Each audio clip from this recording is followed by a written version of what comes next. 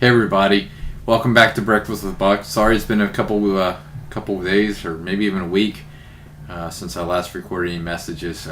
Hopefully everything will be back on track now and we can start having more videos published on a more consistency.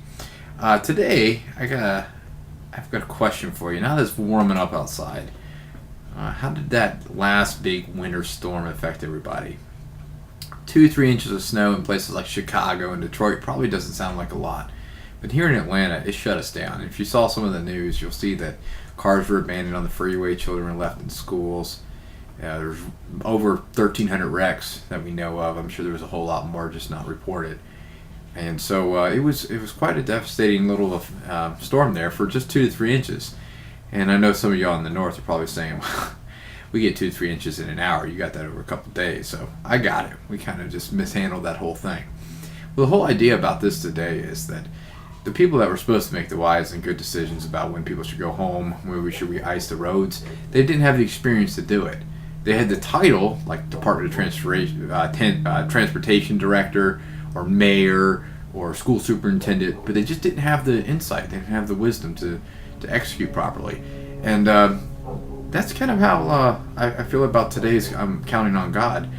I'm counting on God today to teach me His ways, teach me what it means to be a Christian, to demonstrate to me what kind of experiences I need to have and what kind of knowledges I need to get through life.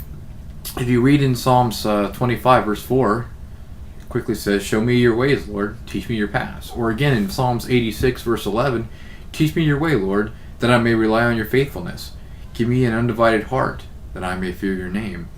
And the point about this is, just because you have the title Christian, just because you go to a church, just because you're a member of a church, perhaps maybe even you're ordained or a deacon and whatnot, maybe you're a Sunday school teacher, that doesn't mean that you're actually operating on the level God wants you to operate.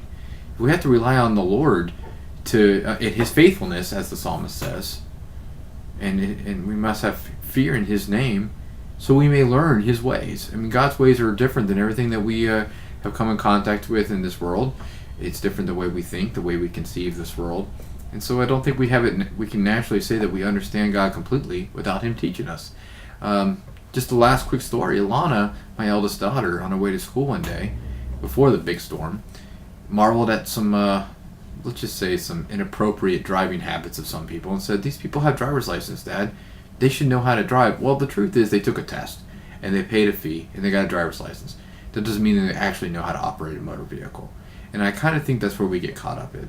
We think that we have credentials that we really don't have proper credentials to consider ourselves Christians. We rely on the Lord's faithfulness to show us His ways. Well, welcome back. I will promise you at this point we will be recording more consistently.